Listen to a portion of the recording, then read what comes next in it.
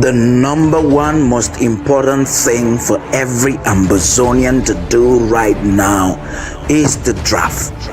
We stand at the threshold of an existential struggle, a pivotal juncture in our proud history that brooks no failure, tolerates no hesitation. So we will draft incessantly, individually, within the warm, vibrant tapestries of our communities. We will draft. We must draft. Draft, for in this paramount task, our draft lies the power to liberate Ambazonia.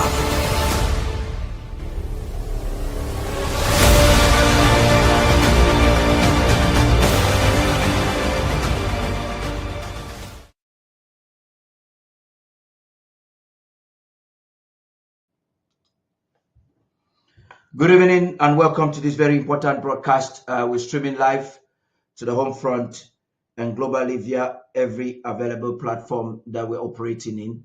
I want to thank all those who are tuning on our social media platforms. The Zoom link is open, so I'm encouraging you to keep inviting people to join the Zoom link. The president will definitely be joining very soon. We have Commander Willy, Barrister Fru, Barrister Mbeseha with Tabitha and Onye in the studio. They'll be making a few analyses as we prepare to draft this evening. I'm calling on you, gentlemen. I believe you can hear me. I would like the technicians to make them actually hear what I'm saying. Try to make your comments a little bit brief so that we are able to cover what we have this evening. You know, every evening of the draft is an opportunity for Ambazonians when they come together to hear about some aspects of the history and stories related to the counties that are involved with the day's draft.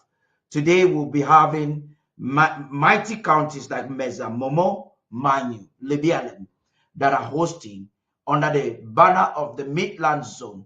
They'll be hosting the federal government to make sure that this great exercise is accomplished.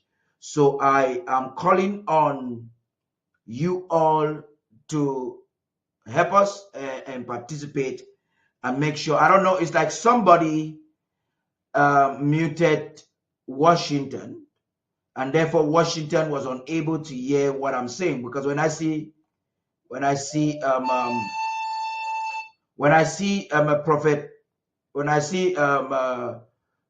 Professor Table and Professor Epote trying to call me, somebody muted Washington, and Washington therefore was not getting the sound, and those in the Zoom meeting were not getting the sound.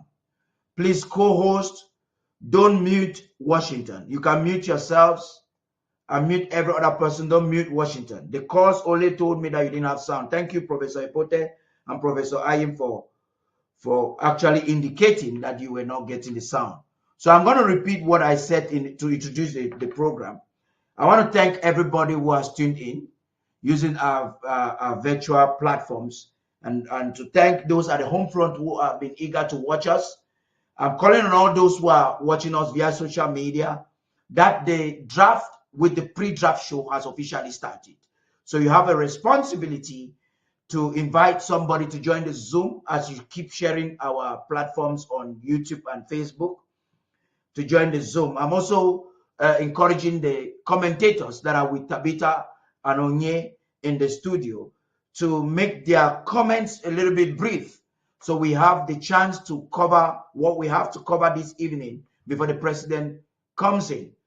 You know, during a draft like this is the unique opportunity where Ambazonians come to find out something about the counties that are involved in the draft activity, either by hosting the federal government. And today we're having 4 mighty counties: Lebialem, Mbeseha, Momo, and Manyu. We will have Star Smart just before the draft begins.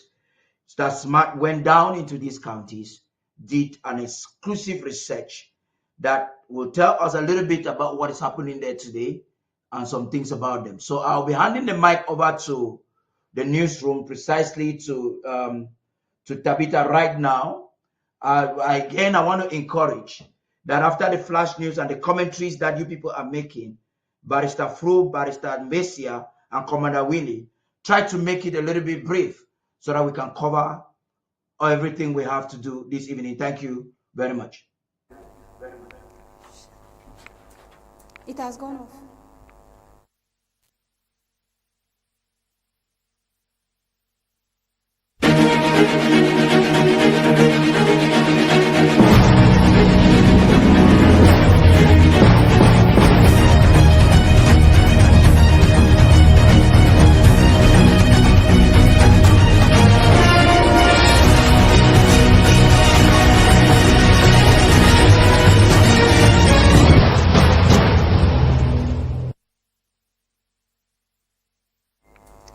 A shock wave it is, and more to come since President Trump announced reciprocal tariffs.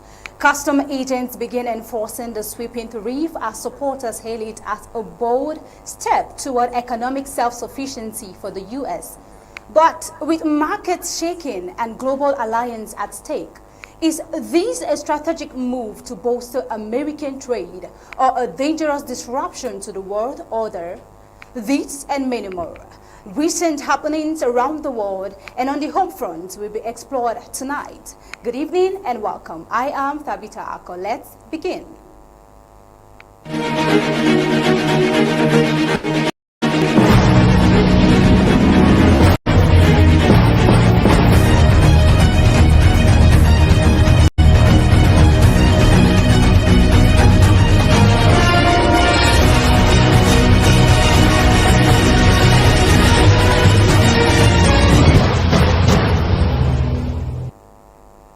Trump's new 10% tariff takes effect.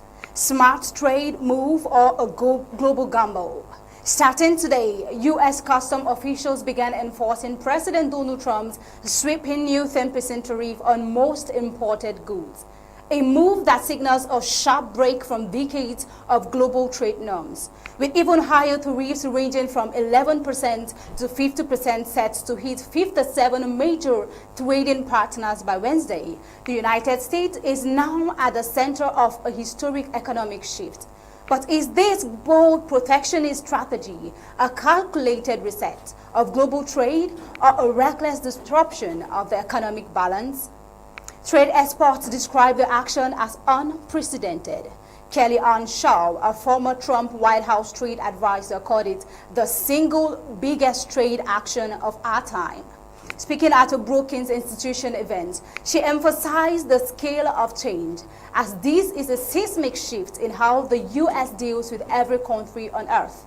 While the Trump administration says the move protects American workers and industries, critics argue it could raise economic prices, slow international trade, and provoke retaliation from allies and rivals alike.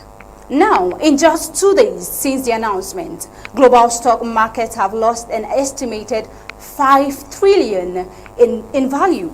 With oil and commodity prices dropping sharply, investors have rushed towards safer options like U.S. Treasury bonds. The S&P 500, a benchmark of America's economic health, has suffered one of its worst declines in recent memory. Could this market reaction be a temporary shock, or is it an early warning of deeper instability in the global economy?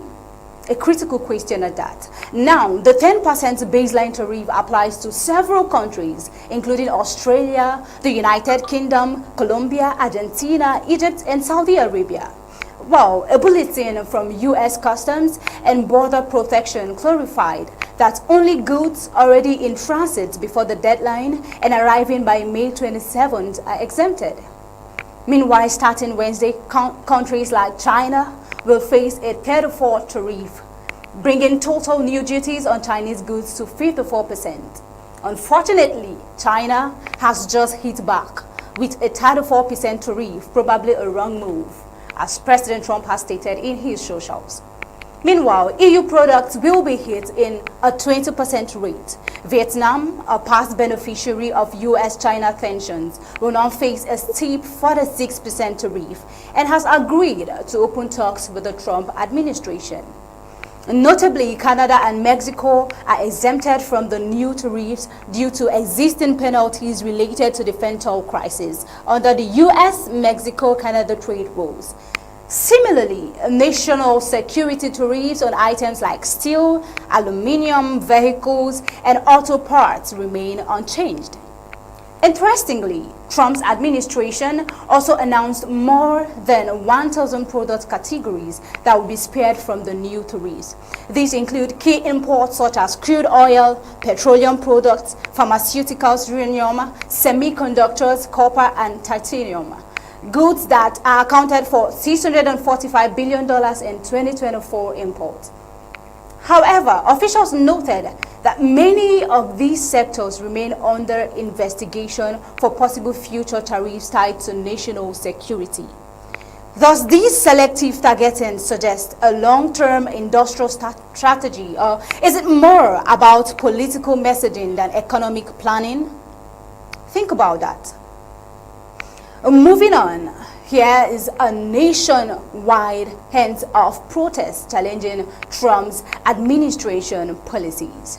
Today, being April 5th, a coalition of over 150 activist groups, including Indivisible, Move On, and the Working Families Party, orchestrated approximately 1,200 hands-off demonstrations across all 50 states and several international cities.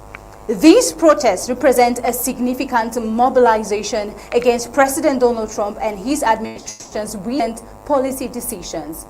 But then, does this widespread of demonstrations signal a pivotal shift in public sentiment, or are they a transient expression of dissent?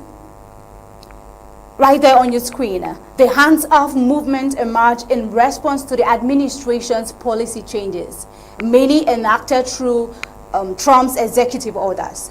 Well, critics argue that these actions, influenced by the Conservative Project 2025 initiative, aim to reshape government structures and consolidate presidential authority. Key issues fueling the protests include proposed cuts to Social Security and Medicare, mass layoffs of federal workers, agency shutdowns, and the rollback of transgender protections. Elon Musk, serving as head of the Department of Government Efficiency and a close advisor to President Trump, has been instrumental in implementing these downsizing efforts, asserting that they are necessary to reduce government spending. However, opponents contend that these measures disproportionately affect vulnerable populations and undermine essential public services.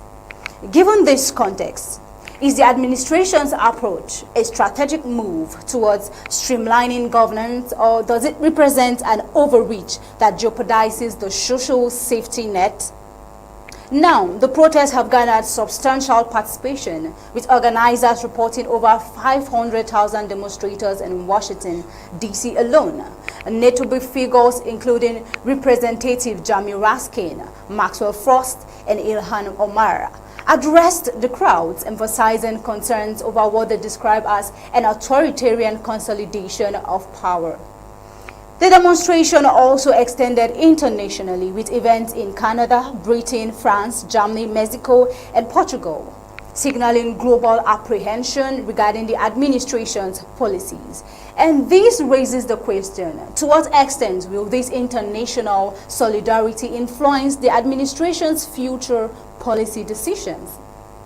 We can see that it is very visible to assert the truth that Trump's administration has regained the U.S. strength and recognition all over the world.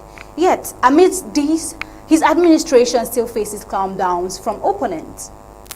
However, in response to these protests, White House Assistant Press Secretary Liz Houston stated that President Trump remains committed to protecting social rights, security, and Medicare and medical aid for eligible beneficiaries. Houston further asserted that Democratic proposals to extend these benefits to undocumented immigrants would threaten the solvency of these programs. Despite this assurance, the administration's actions have faced legal challenges, with opponents arguing that certain executive orders exceed presidential authority. As the administration navigates these and political obstacles, the effectiveness and longevity of the hands-off movement in shaping policy discourse remain to be seen. But then, does it even make some sense? Will it produce an outcome? We just have to think about that. In a new development, Myanmar's official death toll from the devastating March 28 earthquake has risen to 3,354, with 4,850 injured and 220 still missing. A disastrous one at that. And that is according to state media reports which was released today. As humanitarian organizations continue to respond, questions are mounting over the military government's handling of the disaster and its broader political agenda. Could the quake and its aftermath be a turning point in the country's ongoing civil conflicts, or will it deepen the mistrust already surrounding the junta's rule?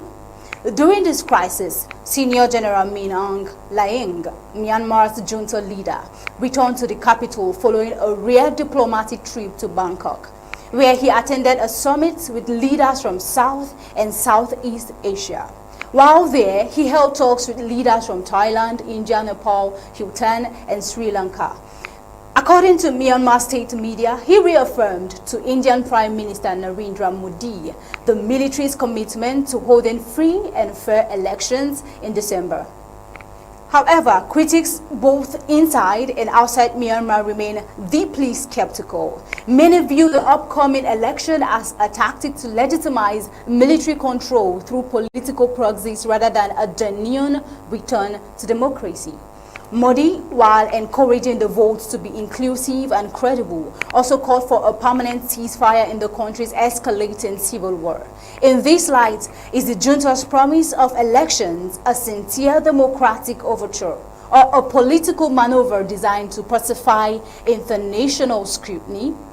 Now, since the 2021 military coup that ousted the elected government of Aung San Suu, Myanmar has been gripped by violent conflict and economic collapse. The quake has only intensified existing humanitarian crises, with over 3 million people displaced and more than 1/3 of the population in need of aid, according to UN estimates. Basic services, including healthcare and education, remain in despair.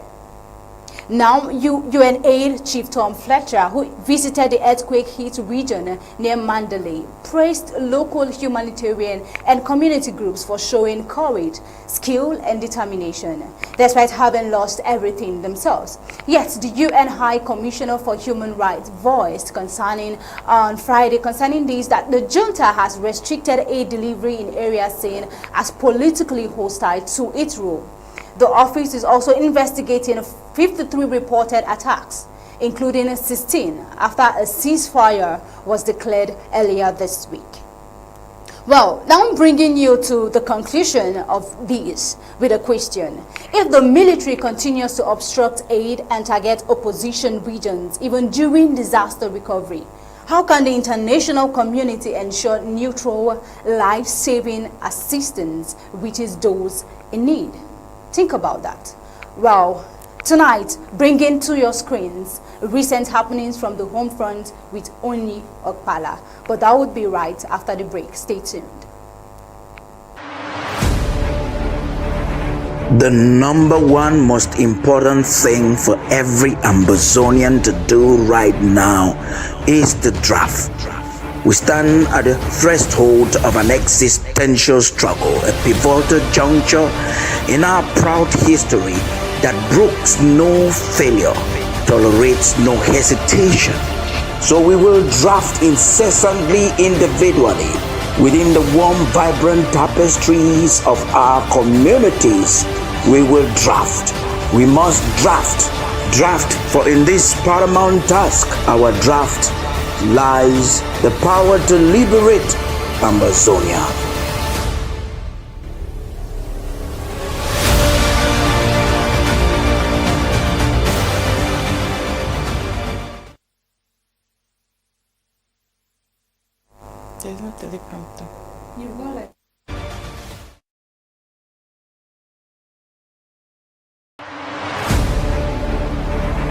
The number one most important thing for every Ambazonian to do right now is the draft. We stand at the threshold of an existential struggle, a pivotal juncture in our proud history that brooks no failure, tolerates no hesitation. So we will draft incessantly, individually, within the warm, vibrant tapestries of our communities. We will draft. We must draft. Draft, for in this paramount task, our draft, lies the power to liberate Ambazonia.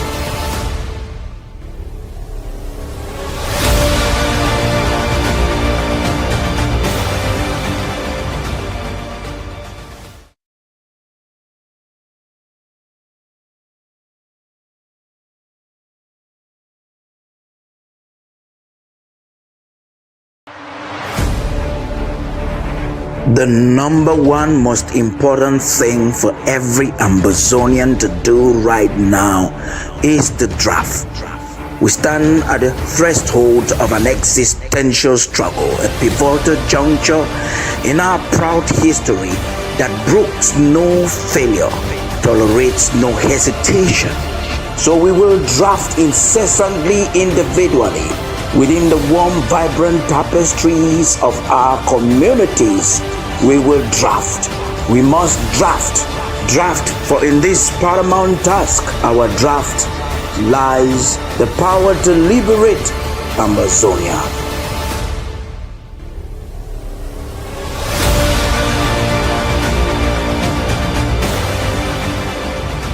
Fellow Ambazonians, my patriotic greetings to everyone. I just want to point out or remind us of this, that working with common sense, it's very important. In the US now, there is a new administration, and the new administration puts together its policies and the priority programs the first 100 days. If anybody is serious about anything the person is doing, is to put yourself on the agenda of the people of the new administration in the first 100 days. I am very happy to tell you that your government of the Southern Cameroons is focused, is working on this day and night, even though you don't know, you're not hearing. I just pity President Sako because I don't even know if he sleeps. So the top priority, my people, is for us to put ourselves on the radar, on the table of the new administration in various quarters, on all quarters that are important. So that is a focus. Now, if we miss this, then we have missed the whole year, and of course, maybe the next 4 years, because they will not prioritize us. So if you love your government, if you love what we are doing, please give the government, give the president chance to focus and land Ambazonia, the government of the Southern Cameroons, on the chart, on the map, on the table, in this administration. That is the focus now, this first 100 days. Should you abandon that to address nonsense, which is only a distraction, and that will create more confusion and take time away from us hitting the nail when it is hot to put the Amazonia struggle in the minds of this new administration? Let's have some common sense. Let's have some common sense. It is easy to talk. Don't be emotional. All these things you talk about are known, and the president is addressing them in a timed manner that would not be a disadvantage to all of us. So please do not, out of emotion, help La Republique more by your utterances than you trying to build without alternatives. It is easy to talk. Governance is not easy. Government of the Southern Cameroons is at work. It's really at work. You may not know. There's a lot going on to hit a home run with this administration. Please give the president give the government a chance to put our case forcefully in the radar of this administration. Please, God bless Amazonia. Yeah, thank you very much, Professor Ayim, for this. I would say for this remarkable. Thank you very much, Professor Ayim, for this remarkable audio. We're playing it all the time. I am doing this because I had some two audios which I'm not going to react to these audios until the draft of today is done. But I want Amazonians who are provoked enough by such provocations to take this evening as an opportunity to draft unwaveringly. It is someone who is very ignorant, calling himself an activist, taking the time to criticize the government policy and strategy in diplomacy, what we're doing at the home front, criticizing the president and criticizing ABC with two audios. Somebody in one of their platforms shared that with me, and this is Paul Nilong. I decided to ignore what they are doing, but I'll react to that tomorrow, not today. That's why I played this audio of Professor Ayim. Onye, please, I bring you now so that you can bring the lawyers and tell us what is happening at the home front very quickly, so we can hand, as soon as the president logs in, I'm trying to communicate with him to also join us in the studios. As soon as he logs in, I'll be interrupting you people, so you manage the lawyers in a way that you people will do whatever you're doing fast. Thank you very much, Onye. Much, Mr. Charles. So because of time, we'll just take about two reports. Good evening, Ambazonians. Let's start with Yaoundé not being a safe haven for Ambazonians. And so, over 60 bodies, mostly of Ambazonians who fled to Yaoundé, colonial capital of La Republique de Cameroon, are seeking safety. They are currently unidentified at the Yaoundé Central Hospital morgue. The oldest body has been there for about 1,365 days since May 7th, 2021. So this disturbing reality highlights their plight, should we even say some of the plights of Ambazonians who sought refuge in La Republique de Cameroon towns only to meet a tragic end. The health authorities have made an urgent appeal to families to identify and claim the bodies. However, many Ambazonian families are either unaware of their loved one's fate or lack the means to travel to Yaoundé. This has led to a prolonged abandonment of the bodies, sparking concerns about the management of unidentified death and support for grieving families. In some cases, families intentionally abandon bodies due to financial constraints or family disputes. The authorities plan to transfer unclaimed bodies for burial, aiming to prevent further abandonment. So this issue raises questions about the treatment of Ambazonian refugees in Yaoundé. Were they provided with adequate support and protection is the first question for tonight. Why have their bodies been left unidentified for so long? A quick reminder of a typical suffering: either Ambazonian houses are demolished without pre-information or adequate notice, or their shops are being unlawfully demolished. That we have written and given here on Undaunted. Sometime in October 2024, we reported how a stretch of shops solely belonging to Ambazonians were destroyed by the colonial military in Yaoundé. This stretch of shops belongs to Ambazonians. Now, all of these can add up to a few pains of Ambazonians and why they will be losing their lives, and can also explain the financial situations as well as sources of income, because they are all destroyed. The La Republique de Cameroon government must at this point take responsibility for ensuring the dignity and respect of all individuals, regardless of their origin, regardless of their country. This includes providing adequate resources for identifying and repatriating the bodies of Ambazonians who have, lost their lives in Yaoundé. Before we go into the next report, we have some analysts in the house. Barrister Fru is here, Barrister Mbeseha is here as well, and we have Commander Willy. Good evening, great men. Good evening, great men. It's nice having us today again to dialogue and throw in our thoughts on the happenings coming from the home front. Barrister Fru, how are you doing today? I'm fine. Thank you very much. Nice to see you again. It's been a long while. Last time this year, we are always together every other day of the week. Nice to have you here today. Except Saturday, that you're so pretty. Commander Willy, it's been a long while. How are you doing today?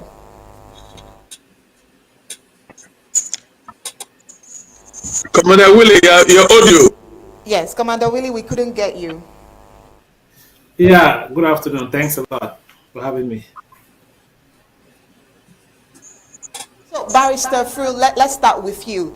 Let me take you back to October 2024 when we reported how Ambazonians, they have a particular area where they sell. Of course, you know, Ambazonians are very industrious, always hardworking and always putting the economic values they bring from the home, you know. The stretch of shops were destroyed in Yaoundé. We reported that over and over again. I was well told that some resources were even sent down for some of them to be able to handle some of their damages that, you know, they incurred during that process. But here we have about 1,365 bodies already unidentified. That's in Yaoundé. And they are all belonging to Ambazonians. What pain does this bring to your heart at this point? Onye, this is very, very painful. This is very, very painful. You remember in that discussion we said Ambazonians should know that Yaoundé, Douala, and all other territories of La République du Cameroon are enemy territories, and that our people will continue to be killed. You talk about 1,300 and something bodies. I cannot imagine that all those bodies came from illness. Most of them must have been killed by the enemy forces in Yaoundé, like police and gendarmes or whatever, and the mortuary. I've always said these cities are enemy territories. And we keep on calling on our people to go back, to start going. You cannot do business as an Anglophone and succeed, or what we call West Southwest, we call Ambazonia. You cannot do business in Yaoundé and succeed because you are enemy territory. Every Francophone wants to take advantage of you. If he cannot take advantage of you, he eliminates you. These people are suffering and yet hanging in there because, according to most of them, the war in Ambazonia is a problem. My take is that they should go back. They should go back. They should do everything to go back because that territory is unsafe for them. And I would suggest that the Republic is at war with Ambazonia, and all those bodies are as a result of the war. Let them repatriate the bodies of our people back to our land. Otherwise, I don't think we can continue to sit and watch them slaughter our people in their territory in that manner. It is a sad situation, and I don't know how we can continue to condone with this kind of attitude. I cannot believe that 1,350 people of Ambazonia have been sick and died, and they were mortuary and forgotten. That cannot be true. A lot of those bodies, their relatives don't even know that they had died, because they were killed and dumped there, and since they are living in IDPs, nobody seems to know where they live. Nobody in the home front knows where they live in those enemy territories. Therefore, those bodies are bodies killed by the forces of in their own territory. Meaning that they are killing our people, they consider our people enemies even in their territory. This is a blatant human rights violation, and we will make sure that we will bring it to so that the world knows exactly what he's doing to our people. All right. Barrister Fru, we'll get back to you, but let's move on with some of the things you said. Barrister Mbeseha. Now, Barrister Fru thinks that Ambazonians should even come back home. But you know, every weekday we report about extortion, we report about killings, we report about everything, bad roads, having accidents, people dying left, right, and center. There are even unidentified bodies, even in Bamenda. So do you think that diplomatically, do you think that there is actually a safe place? Because Ambazonia is not safe for anybody, not Ambazonians themselves. They're not safe in Yaoundé as well. So at this point, what diplomatic move would you think that Ambazonians in Yaoundé should do? Because even the Ambazonians in Ambazonia are still suffering from colonial extortion.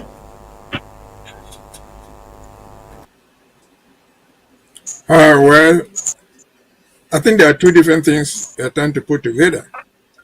The mere fact that Yaoundé Hospital officially says they have more than 1,300 corpses unidentified tells the truth, tells the sad story of the insecurity in that town. As Mr. Nsoh says, it cannot be impossible. Patients who are sick don't walk to the hospital. They are brought there, and they are admitted with identification through the persons who bring them there. And so if these people are lying in the mortuary unidentified, it means they are victims of violence, official and unofficial. And so they die in the streets, or they die in police cells, and they are dumped there. When they kill you in the police cell, in the state, are they going to identify you? They would not. And the examples, I'm not imagining this. Where is Wazizi? They took Wazizi alive. They told us he had died. We don't know where his corpse is. Who believes that if they are dumping Wazizi in that mortuary, they will identify him as Wazizi? Highly unlikely. We remember the story of Martinez Zogo, who was a journalist, who was killed officially by the set agents. Luckily, they could find his body. But if he had died right there in the cell, why they dump him in the mortuary? Would they ever identify him? No, because identifying him will mean that someone will investigate and trace the perpetrators, the actors who killed him or killed her. And so all what you say there is just evidence for us to know that chances are high that those people are from Amazonia, as I've said earlier, killed officially by the government in the sets, the detention centers, or by the street violence aimed against them. And so the idea of Ambazonian streets not being safe because of accidents, because of abductions, that is a fact. But when someone dies in an accident in Ambazonia, in Kumba, in Bamenda, in Du, wherever, the corpses are identifiable. Because before you journey from Bamenda to Ndop or from Kumba to Boya, you have people who know that you're going there. You have an identity card, you're registered as a traveler. So if you die, the chances that the will go and dump you in the hospital mortuary are very slim. You'll be identified. But then the bigger story is this. More than 1,300 are lying there. What does the government intend to do with those corpses? Eat them? Sell their body parts for money? It's possible because they have cannibals over there. The trade in human organs is very, very high in Cameroon. So they can do all that. But suppose you or me walked into the mortuary to identify someone there. Say, oh, this is my late brother, or my uncle, my brother, my sister. How would they be sure of that? Do they have any identification process there? The scientific identification. Do they do the DNA test at all to find out whether that person has any connection to you? They don't have. It's a jungle place. It's a place where everything is wrong. And it's a place where no civilized people should belong to. Chances, again, I say, those are Ambazonians. One, officially killed in set detention centers.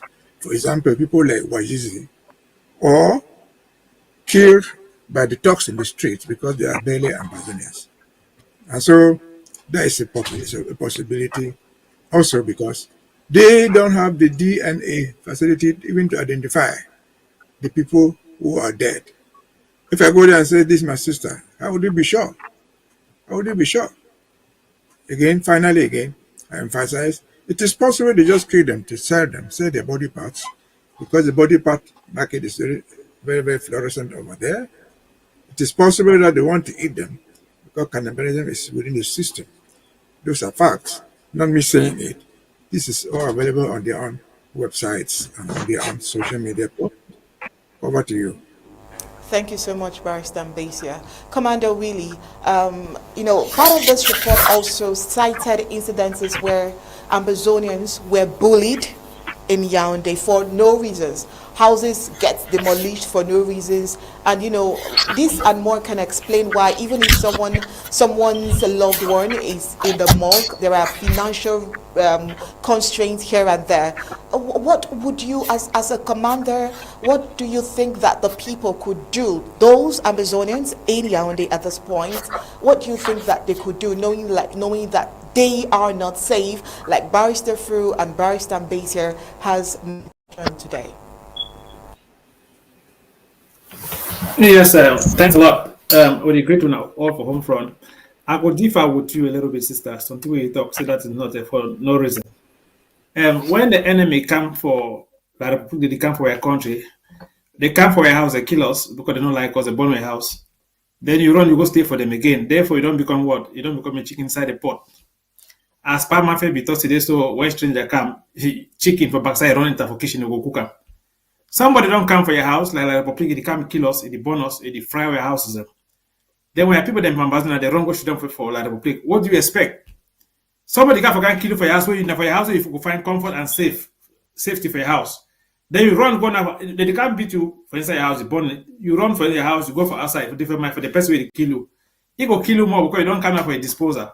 So you don't get no protection, you don't get no security, you don't get nothing at all.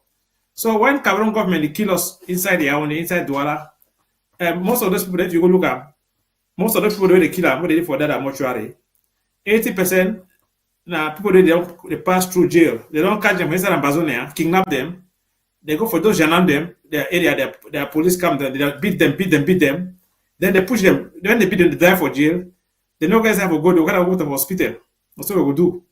If you go do autopsy for their skin, you will see a lot of beatings and a lot of can't do it for their skin. Number two, we understand see any woman them, like Amazonian woman them, where they did for Douala and for Yaoundé. So I know guys they go for hospital. Nobody will even treat them because they say les anglophone. They know even doctor not even see you. And then some of them when they die for that area, behold, they feed use them for medical research. For when they give certain kind of drugs, and they see the dose if you kill person, they give them for them. Hitler will do the same thing. Hitler will do the same thing for kill people that would send in for research. So most Ambazonians them, what they don't do for Douala and most of them are guinea pig. Me, I not get no advice or give them. If they run, go for they die. I know what talk me nothing about that one. But they my aim and focus on this way for ground the fight. When you kill an Ambazonian anyway, you don't touch my heart. But why would you cry over spilled milk? The other country, if you run go Nigeria, if you don't go defense side. You know, if you run for my way, they kill you, you don't go back for your own house again. If I beat you for inside my house, you beat Pekin inside your house, Pekin run again coming inside the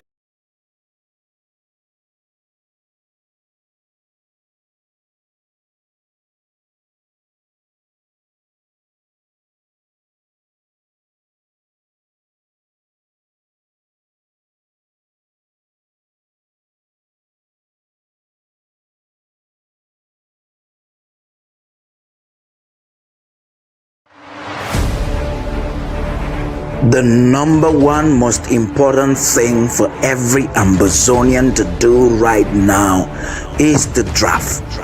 We stand at the threshold of an existential struggle, a pivotal juncture in our proud history that brooks no failure, tolerates no hesitation.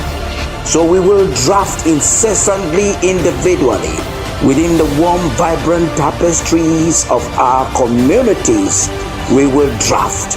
We must draft Draft, for in this paramount task, our draft, lies the power to liberate Ambazonia.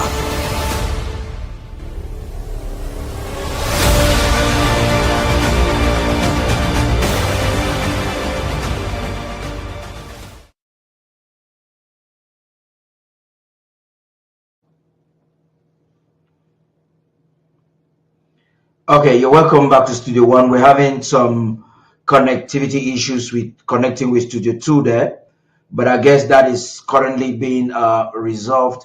I just don't want to interrupt that commentary there from the lawyers. There's a very important thing they'll be talking about. There's something really very important they are talking about, and we'll be doing so before we begin. I am closely following the Zoom link, and I'm also communicating with the office of the president to see that we can have him. As soon as we have the president, we'll interrupt this process so that we can begin the activity for this evening. Maybe it is not my responsibility, but I'm sure what Masara is looking forward to have everyone doing here is to follow up those you invited, start getting the donations in, so that when we start, it will be a roller coaster, and we will simply be doing announcements. I understand that Ambazonia started drafting since Monday. A lot is happening, but let me comment a little bit. I'm trying to see as soon as Undaunted comes back. Let me comment a little bit on the discussion. You saw there, according to what is happening there, these are reports that we're investigating. More than 1,000 cops claimed by Yaoundé that they cannot identify. But from some of our secret stringent on the ground, we've been reliably informed that these are mostly Ambazonians that are in their mortuaries, and nobody can identify them. So you just heard what Mbeseha says there. That is evidence against them. And so Cameroon is not just finding it easy to put them in mass graves, because as we speak, the ICC is investigating those mass graves that have buried a lot of people. So they are now pretending that these people probably died of illnesses and have not been identified. So Mbeseha is asking a logical question. How did they get into your mortuaries? Because if people die on the streets, either through violence or something, they need some identification before you get them. But these are evidently people they have detained illegally, and they have not fed for a long time, and they've died of starvation. These are people that they have probably killed because they are simply Anglophones. There are lots of Anglophones that have disappeared. So we're calling on all those who are watching us at the home front. It's high time for you to do a mad dog search of your people. You want to search them. You want to know what is happening, and make sure that your family member in Douala, in Yaoundé, in Gaoundéré is alive. I'll be back. The technicians are trying to make a communication with me. I'll be back in just a moment. Stay tuned. The number one most important thing for every Ambazonian to do right now is the draft. We stand at the threshold of an existential struggle, a pivotal juncture in our proud history that brooks no failure, tolerates no hesitation. So we will draft incessantly, individually, within the warm, vibrant tapestries of our communities. We will draft. We must draft. Draft, for in this paramount task, our draft, lies the power to liberate Ambazonia.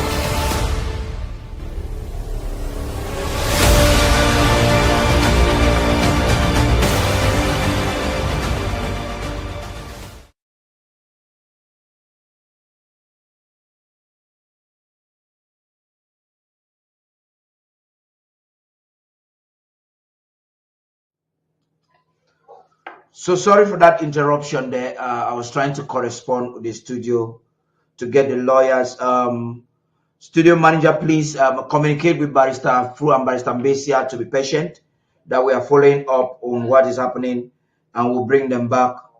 We'll bring them back on air in a jiffy. Let's see exactly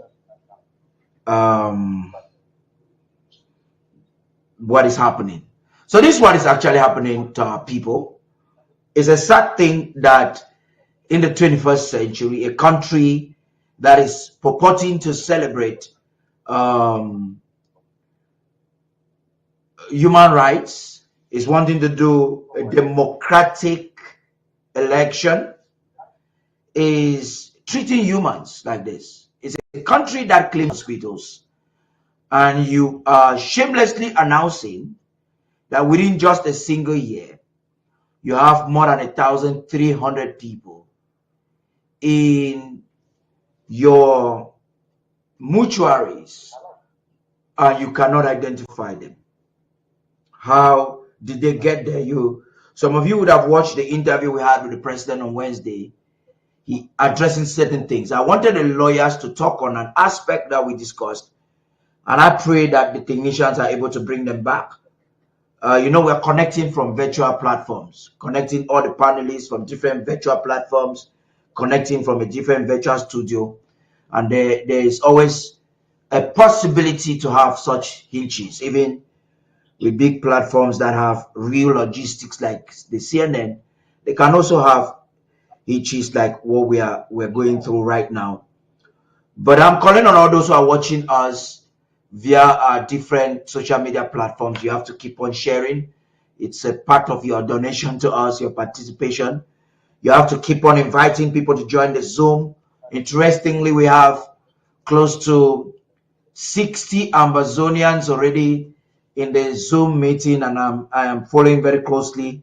We are corresponding to the office of Amba One as well to make sure that we can get across to him.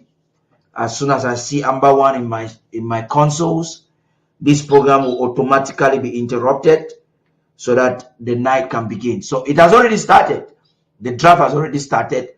I have a receipt of Kemi Ashuye. I'm not supposed to announce it now. I have a receipt of a couple of people who have donated, and they can't wait for the announcement to begin. So those who are waiting, if you want to do your announcement yourself, you can send in the money now. If you have to make some calls, keep calling and calling and calling Ambazonians and telling them it's donation time. It's time for the draft with the Midland zone, and you need to give it, and to give it right now. So we'll take once again, this time not a very long break, so I can also help behind technically and see how we'll come back with this discussion. We don't really have enough time, so I pray that they are able to get the lawyers back on air before the president comes in, because that will mean we'll miss the opportunity to get it. Yeah, please, I can see. Yeah, forward that to them. Okay, see you shortly. The number one most important thing for every Ambazonian to do right now is the draft. We stand at the threshold of an existential struggle, a pivotal juncture in our proud history that brooks no failure, tolerates no hesitation. So we will draft incessantly, individually, within the warm, vibrant tapestries of our communities. We will draft. We must draft. Draft, for in this paramount task, our draft lies the power to liberate Ambazonia.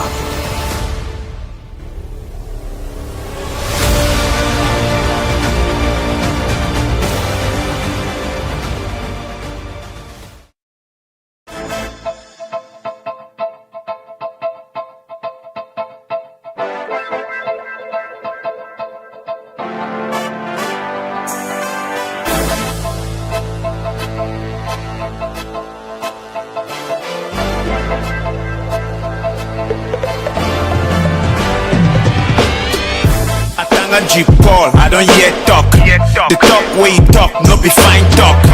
Now my turn, make a start talk. Start talk, make a start talk. The boy then they make songs for give trace. The boy then they fear, I don't buy case. My banda boy, I know the fear face. Fear face, I know the fear face. First of all, Polydor. If that people like me, them kick you for your balls. Give you push, belly, make you shit inside your drawers. Make you learn sense, take them share out with your balls. My man that the bond, so now you be the cause. If you make good people vex, them go broke the laws. You do win now, but tomorrow you go lost. You do win now, but tomorrow you go lost. Atanga G Paul, massa, you dog. You lie your head big soul, but your brain small. Brain small. Atanga G Paul, massa, you dog. Lie your head big soul, but your brain small. Brain small. For you, Anglophone they no get problem. For you, Bamenda get plenty road them. For you, K-Town get plenty walk them. For you, Anglo lawyer then I fool them. Paul, I swear say you the hungry. For my country talk, Joseph me say hungry. Atanga, you don't do this just for money. If Anglo they not look good, you go sell we. Boko Haram, therefore they will not send bury them for Apakwa every day. When the fools finish shark beer, smoke that they're gay. People walk past, then they move gun they spray. Smoke the whole sky, plenty people don't die. Family the cry die, when TV talk live. People start for ask why. You go by men that try, them want me to kill them. Helicopter take you just fly. Atanga G Paul, massa, you dog. You lie your head big soul, but your brain small. Brain small. Atanga G Paul, massa, you dog. Lie your head big soul, but your brain small. Brain small. What about Atanga G Paul? Atanga G Paul is a stupid man. You say that?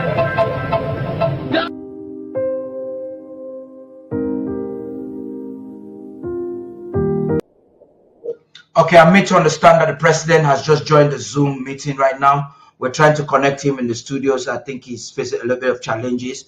So we're going to have this musical break. As soon as we connect the president, we'll hand over the mic for the meeting to begin. I regret that we'll be missing the lawyer's analysis, but I hope we're able to get the editorial of the Zone during one of the breaks this evening.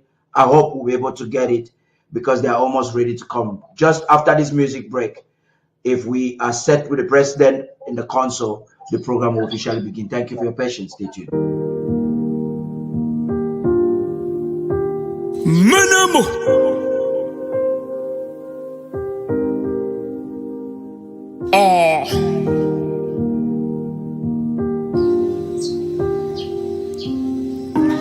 Bamata Ti kerasine te norangu Ti ba kerasine te wangu Mbagir wumne matuzi burka werin banyat Mbagir chuba mina barabat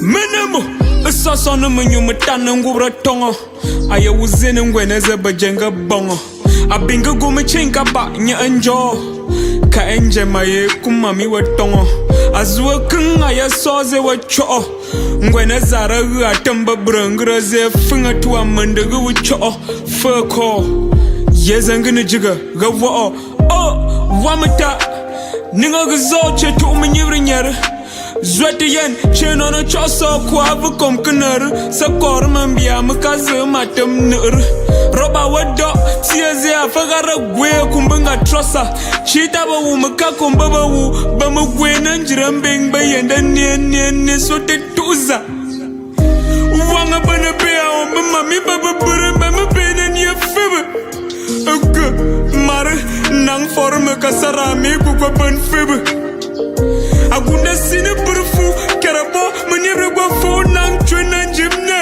Ay Chichi awafa aduma Jeju zabazu isu upana tongne Azizi gunda burfu Kuyato Chichi ni yen Bamazu gwa tumbe bo Forugumbe gara nyombenga Tuwaza to Girita geng awa yende kona Basa pena bazima, nasifa fini.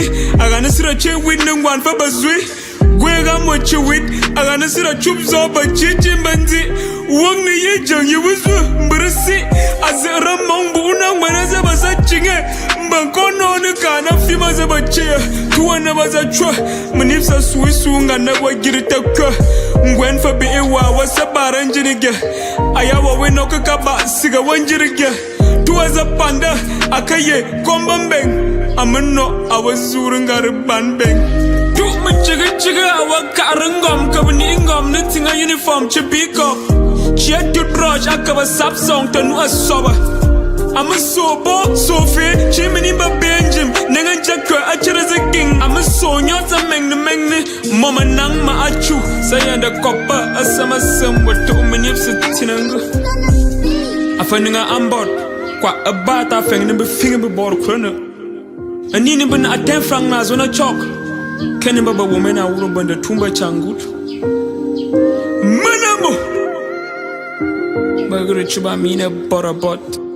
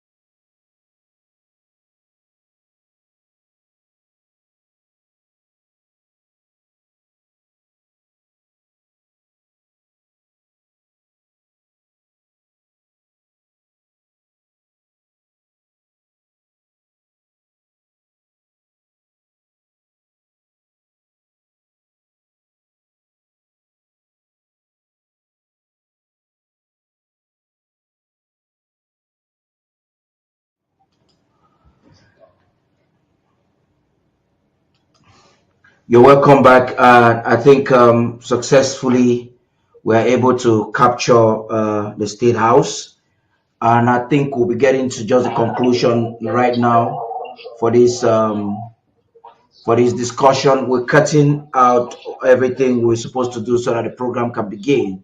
I just would want to get if Barrister Fru, I can get your echo here. If Barrister Fru and Barrister Mbeseha, if you can hear me, I'm sure you would want to briefly come in there with Onye and give just the commentary so that the program can start on what happened in Santa from your own perspective. You have just 6 minutes to do that, because I would like to interrupt you by 9:15. So I can't see you on the screen. Pastor Sam, do you want to get them on the screen, please?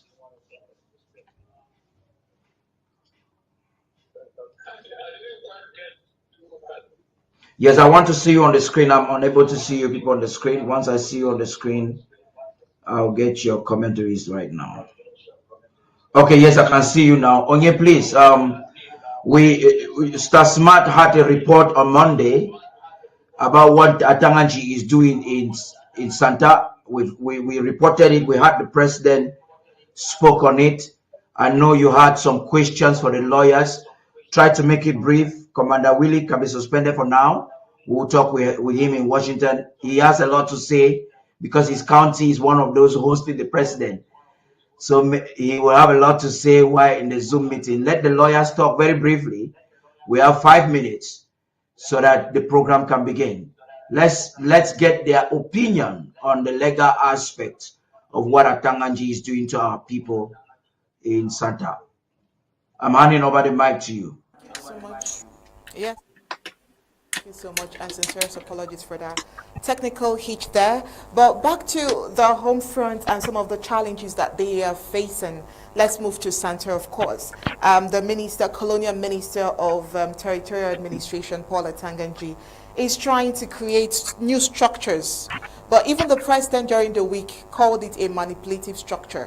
While you would also come from the legal perspective, barristers, I also want you to put in mind or have in mind the fact that the president, during their interview on Wednesday, emphasized that chiefs are not the names that, leaders, traditional leaders should be called. He says when Ambazonians get to Buea, they will be called kings as well. So while you analyze it from the legal perspective, I would also want you to throw in more light. Do you agree with what the president has also said? Well, chiefs will become kings when Ambazonians get to Buea finally. Let's start with Barrister Fru, please. I don't know what Atanganji is attempting to do.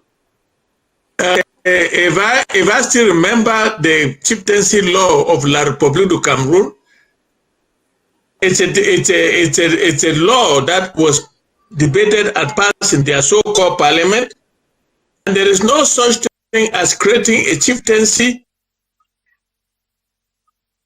which did not exist. And if they have to do that, they have to come up with a new law. There is no new law. Where is Ganji getting the audacity to go to Santa to create a village where existed? Appoint somebody as a chief. I don't know where they got that. That to me is illegal and is untenable. Secondly, they have no jurisdiction right now over the southern Cameroon there and just create any structure they want. Are they doing this in Santa because apparently the ASA is not very strong in Santa? Can they go to Buea and do that? Can they go to Ngoktuta and do that? Can they go to Manyu and do that? Can they go to all those horses in Ambazonia and try to create a village that didn't exist? Are they going to create that village and create a language for the village? What kind of stupidity? What is Atanganji, an illiterate like Atanganji, attempting to do? I call him an illiterate because he left St. Bede's College from 3, and I don't know where he has done anything else other than become a killer and a minister. A bandit, a killer, and a minister. So there's no such in law, in their law, creating a village. Any village in La République of recent memory that will.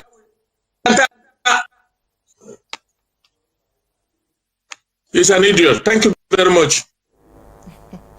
All right, Barrister Mbeseha. Barrister Mbeseha, can you hear me?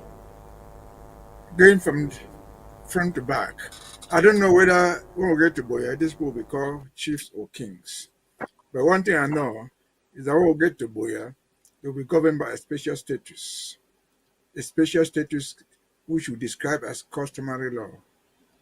This is what has existed in southern Cameroon long before we joined these people. What customary courts? Chieftaincy is not regulated by one law in Ambazonia. The way chiefs are made, for example, in Mamfe, might not be the same way they are made in Momo, might not be the same way they are made in Sok, and so on and so forth.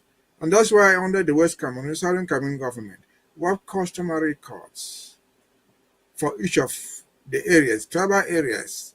Ngi, customary court. Balum, customary court.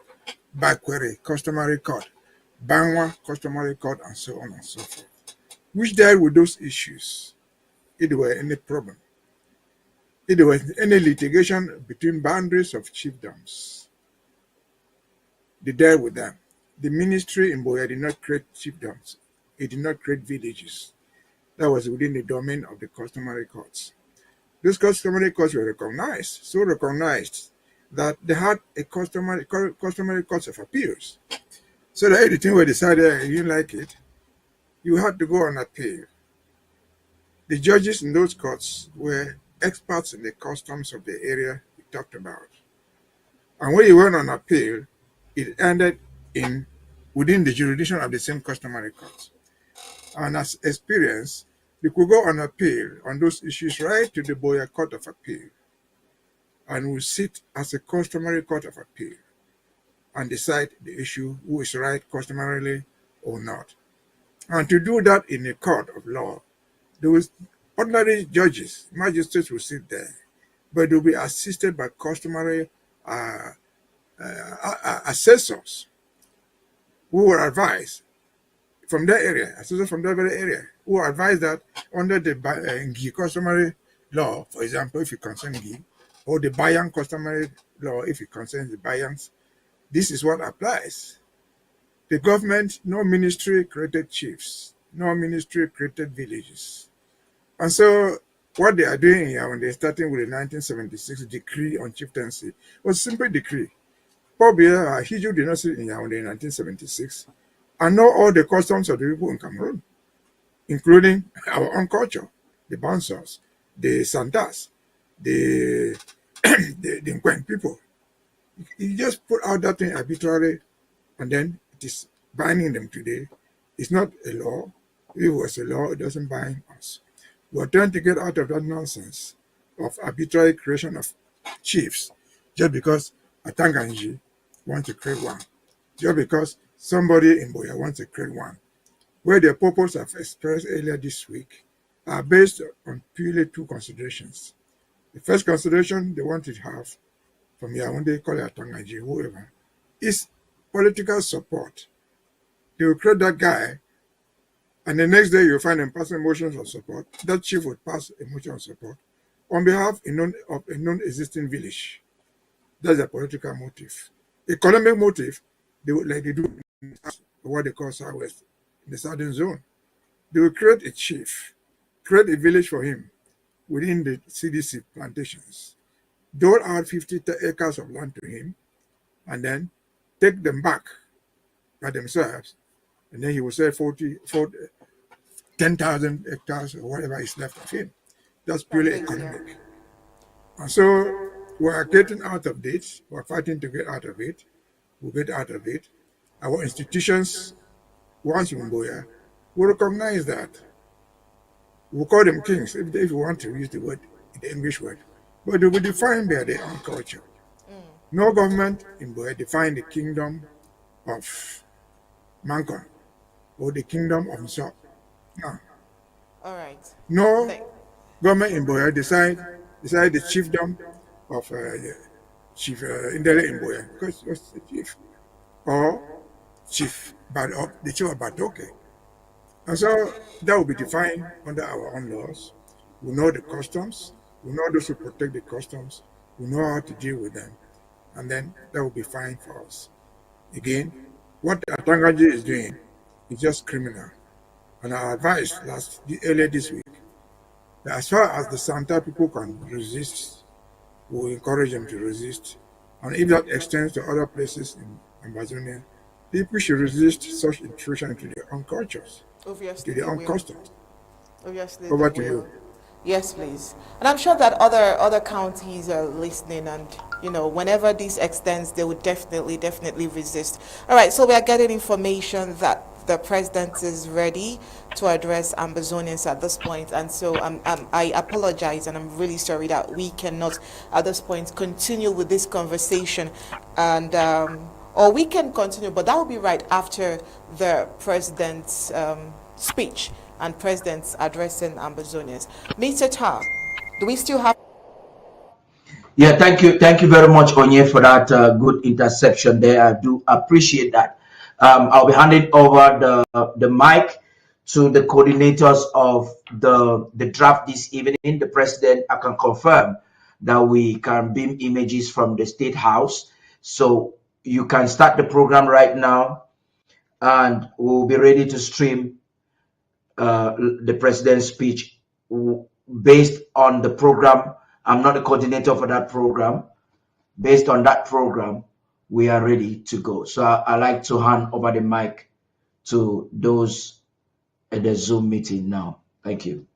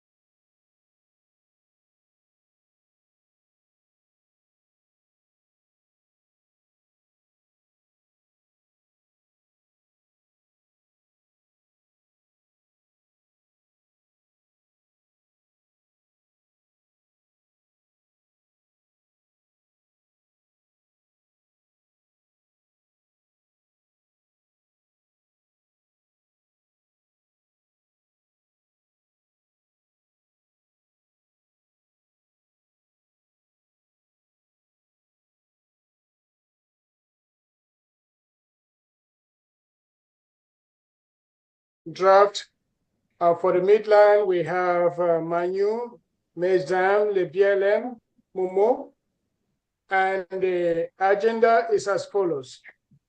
Recording in progress. Dr. Kajang, who is myself, and Marut. We also have an opening prayer. It's supposed to be Le BLM, but we have to ask Pastor Commando will give us an opening prayer. There will be a moment of silence. Manu, from Manu, that is Priest Ayamba from Manu. We have the national anthem.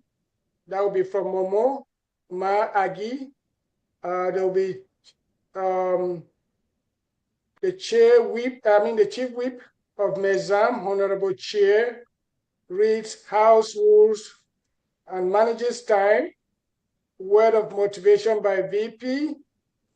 We have the Chair of Chairs, Professor Epote, introduces Midland County Chairs. There will be a welcome speech or speeches from the various counties, and we have 3 minutes each. The chairperson, Willy, ushers the President of the Federal Republic of Ambazonia, His Excellency Dr. Samuel Ikomesako. ABC Amba TV ushers President with anthem, and the President addresses the nation. There will be a round of applause immediately after that. And then part 2 will go to the resource and mobilization. They will coordinate the program. I think will be headed by Mbeseha. We also have Mama Amba Basket, ABC TV Basket, and a word from Emma Endere, the director of ABC Amba TV. There will be a word of thanks from DFRM. And there will be a closing remarks by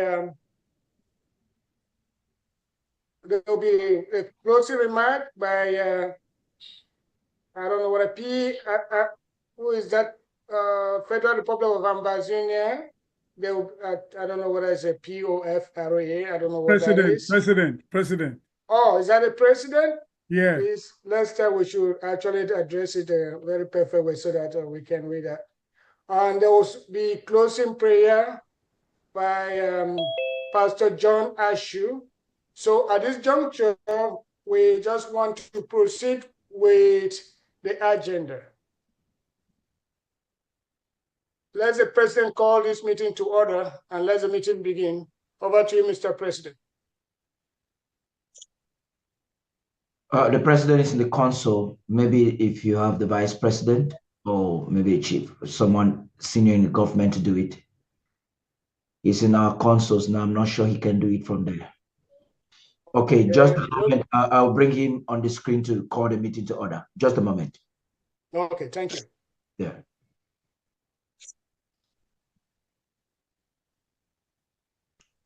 Mr. President, I would like to bring you on the screen now to call the meeting to order.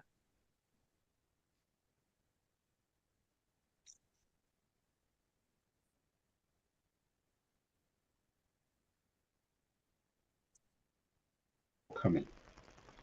And this is a very decisive event, and I'm honored. Ambazonia is honored. The federal government is honored to have us here in the Midland zone. Thank you, and let's get let the meeting be open and let's proceed.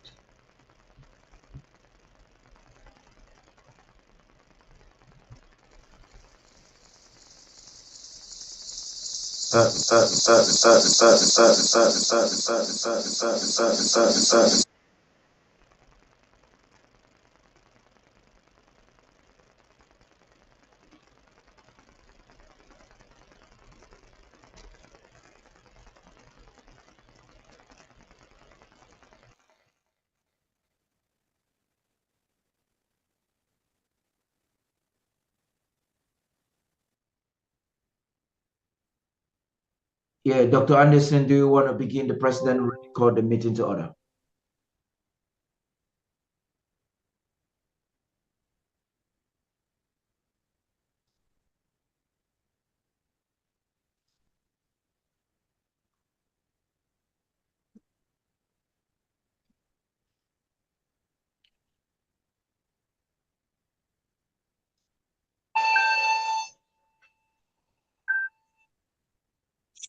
Yeah, hello.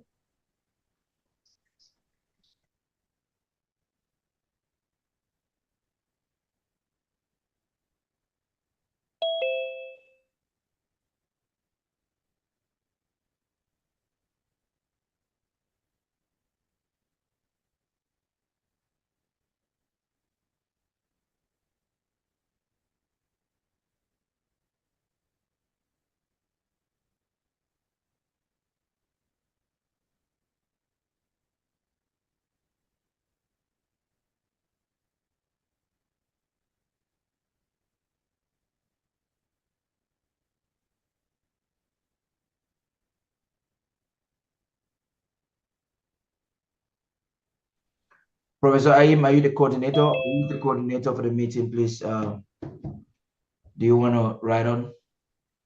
No, I was not coordinator, but I can pick up from here, no problem. If yes, sir. Yep. Let's do it. Okay. Following the agenda as read, President has called the meeting to order. So let's have a word of prayer from Pastor Commando, please.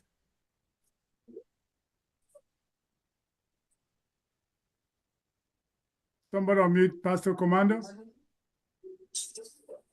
And please, Ayamba, be ready for the word of moment of silence, please. Pastor Commando.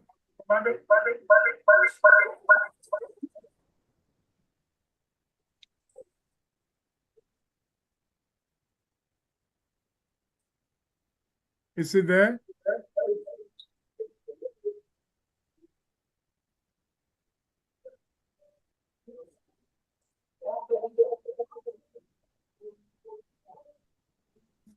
Pastor Commando, please.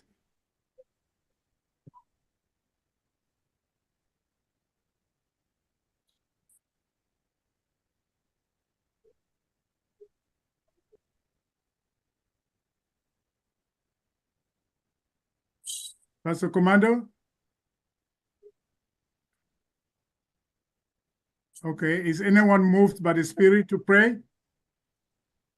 Is he a co-host? Let's find out. Let me look at him and see if the host can make him. Please do. Please make Pastor Commando a co-host. Pastor Commando, I've unmuted you. You can start praying. Make Pastor Commando a co-host. Dr. Keja. Philip. Yes, I've unmuted him. Pastor Commando, I can hear you. Greetings in the house. Let us pray.